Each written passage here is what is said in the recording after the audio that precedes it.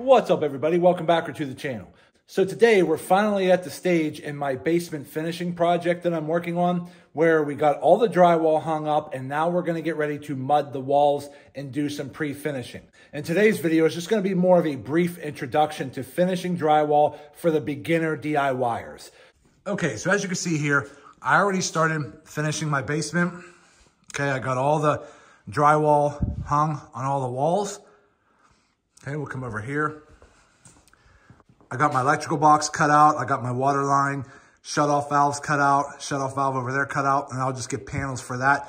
And I'm not too worried about how that's gonna look because I'm gonna be covering that wall with curtains later because this is gonna be a theater room. So I got all my beams boxed in with just basic 2x6s. And just as a reminder, I'm not drywalling the ceiling. I'm actually gonna be painting that with black Drywall paint later, once I'm done getting the basic finishing of the drywall out of the way.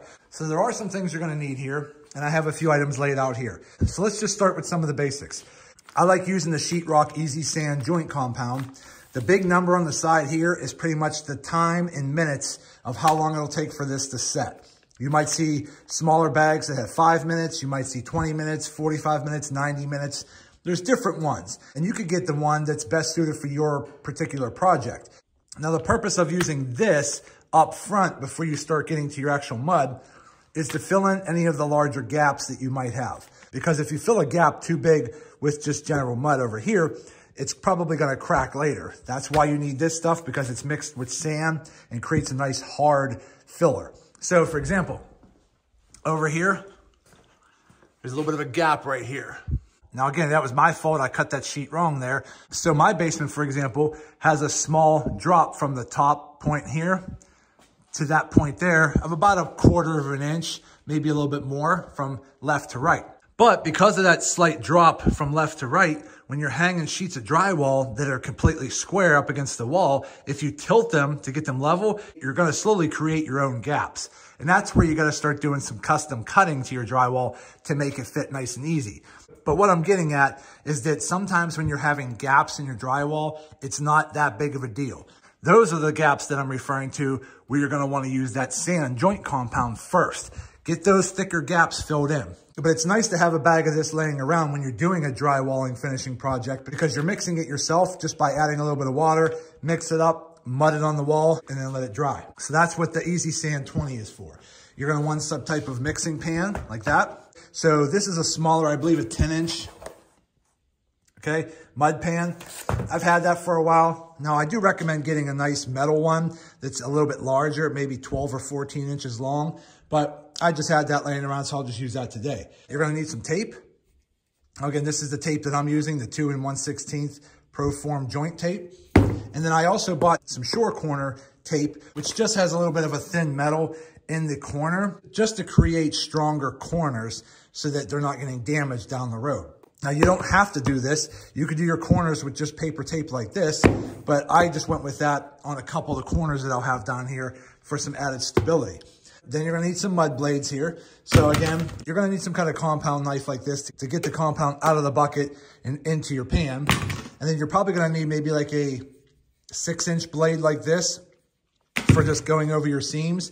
And then you'll need more of a larger finishing blade like this to fan them out a little bit wider. Then you're gonna actually need your joint compound, which I'm just using the USG Sheetrock +3 joint compound. And then you should have some type of mixer that you could put into a drill, because coming straight out of the bucket, there's a lot of air bubbles mixed in within the compound. You wanna mix your joint compound until it's a nice, smooth, creamy consistency. Because if you spread it on the walls right out of the bucket and there's a lot of air bubbles in it, you're gonna have a lot of the compound after it's dry just chipping and falling off because there's so many air bubbles and pockets trapped within the compound. So you wanna get a lot of those air bubbles out by mixing it first, then spreading it.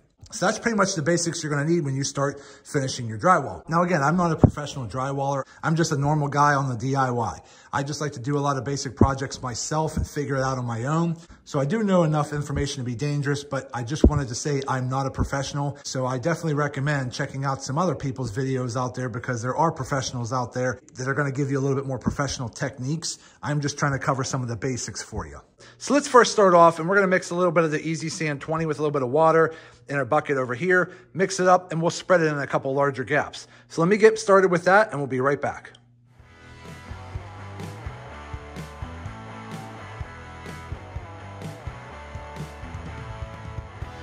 So this is pretty much the consistency you're looking for. It's something that's kind of creamy like that, okay?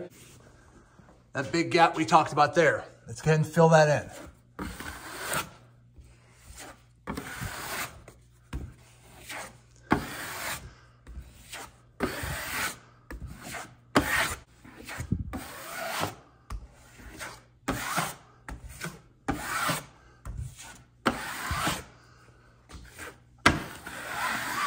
Okay, just like that. So again, we're just filling in the thicker gaps in our drywall with the Easy Sand 20. So again, it's just gonna create a nice, tight, hard seam for when we add our finishing compound later.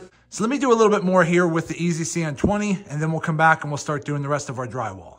Okay, so I just took the lid off of the joint compound, and as you can see here, this is what I'm talking about. You see all those air bubbles and little air pockets? It's just not very smooth. You want all of this to look like that. So that's why we need to mix it like you would typically mix paint. Now, there are different ways of mixing it. You can hand mix it, but that would take longer. Or you could get something like this, attach it to a drill, stick it in there, mix it up a little bit to make it a little smoother, a little creamier. That way it'll spread on nice and smooth. So let me work on that and I'll be right back. Okay, so we're back, and I just got done mixing everything. I just came back from washing off my mixer. I got everything mixed up nice and creamy. So now what we need to do is go ahead and scoop some of this into our pan. So what you're gonna do is take your mud knife, lay a nice smooth, thin coat of joint compound over the seam, and then tape it, and then go back over with your knife, and then just gently smooth down the tape into your seam. So let's do this seam right here real quick, just to show you what I mean. You're gonna get a smaller knife, scoop it out of the bucket into your pan. Take some mud. Now you could go down like at an angle like that so that it doesn't take you as long to spread the mud. I mean, everybody has their own way of doing it. Like that. Okay. You want just a nice smooth bead of mud.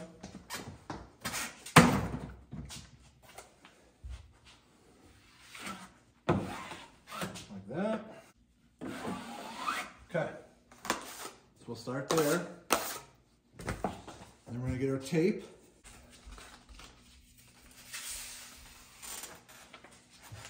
Some people have like a little roller that attaches to their belt. Drop your tape over the seam, okay? And then gently,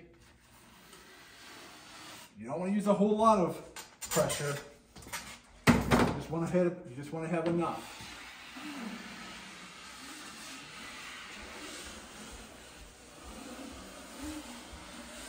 And once you get down to the bottom, pinch it with your knife, tear it. There you go. And then we're going to probably take a little bit more mud.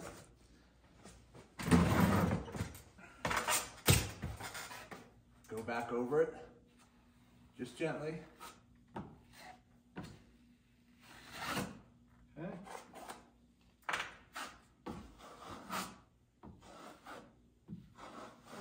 Again, the whole goal is to try to get a nice covered seam. Then after this dries, we'll have to go back through and sand it. That's basically what you want it to look like. So again, we just laid down a thin layer of mud over the seam. Then we dropped our tape over the thin layer of mud, used our mud knife to gently smooth it out over top of the seam. Then we came back over with a little bit more mud and put another skim coat of mud over top of the seam. Now, our seam is completely mudded and taped. So once your initial seam coat has dried, you could go back over it with a little bit of sandpaper, sand it down a little bit, and then go back over it with another layer of mud. And then when that dries, sand that down, and then you should be good for paint. When it comes to screw heads, that's why you want to recess your screw a little bit. Take that like that. Done. So that's all you're basically doing when you're dealing with drywall, is just filling in some of the screw heads like that. And that's it. There's one up there. Just like that. So again, you're filling in the screw heads, but the seams take a little bit more effort because you have to tape them out. So again, just to recap, we started with the Easy Sand on any areas, which was these areas over here, because this wall here was my troublesome wall. It was just a little bit out of a line. So I had to use a little bit of the Easy Sand to fill in some of those gaps. Once you have the Easy Sand dry over the thicker gaps, you're gonna do the same thing here over there. Thin layer of joint compound. We're gonna go ahead and tape it. We're gonna spread out our tape over the initial layer, and then we're gonna come back over with another thin layer of joint compound, smooth it back over, let it dry. Once it dries, little bit of light sanding, come back over with another layer of joint compound, come back, once that dries, sand it, and then you should be good. So that's pretty much what you have to do when you're mudding drywall. Again, anybody can do it. You don't have to be a professional to do it if you just do a little bit of research and take your time. Most of the people that I've seen out there on YouTube, they make finishing drywall look so easy, and they got all these really fancy techniques on how to do it, and they're very quick and very streamlined at doing it. But keep in mind, most of those guys have been doing drywall for 10, 20, 30 plus years. So they've worked out all the kinks in drywalling and became very efficient at finishing drywall over the years. That's not me. I'm not a professional drywaller, but I have confidence in myself that I know how to do it. Now, it's not going to look pretty at first, but once you sand it all down, put a second layer of joint compound, sand that down, and paint it, it's going to look fantastic. So I just showed you how to do a regular seam here. Now, a corner seam is really no different. So what you're going to do with a corner seam, you can see right here, your tape already has a little line in the middle because it's meant to bend into a perfect corner. So what you're doing is you're going to mud both sides of your corner. You're going to put a little bit of mud on this side and then a little bit of mud on this side, having the whole corner mudded. Then you're going to fold your seam tape into a corner, shove it into the corner, and then do the same exact process that we did on a flat seam. So again, it's not very hard to do. It's just an extra step of putting mud on this side and a little bit of mud on that side and then doing the same exact thing. So let me do that real quick.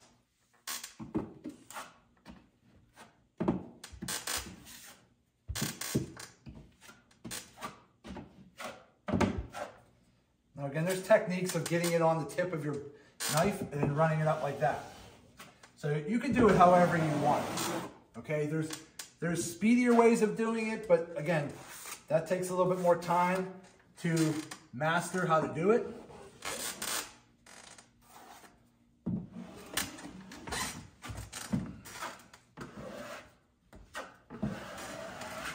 Okay.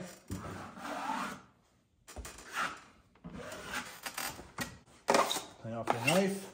Remember, we're going to bend the tape into a corner.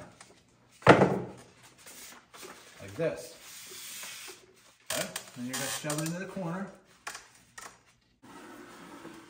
So again, once you get it in the corner, nice smooth run.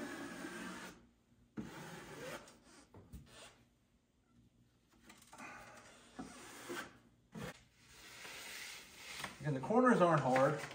Just takes a little bit more effort.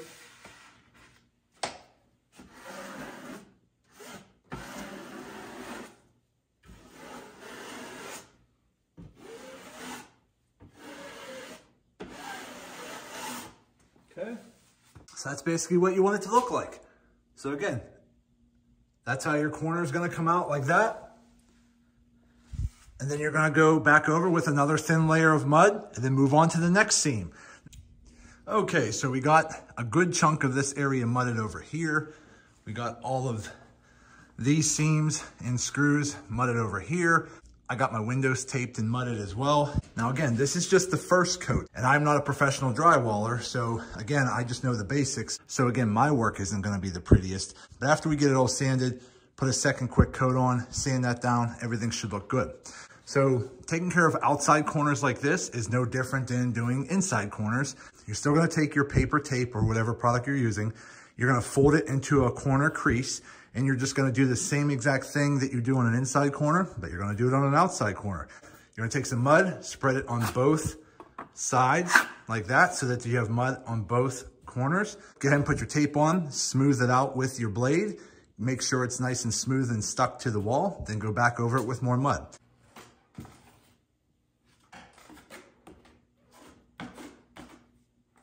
So again, it doesn't have to be pretty.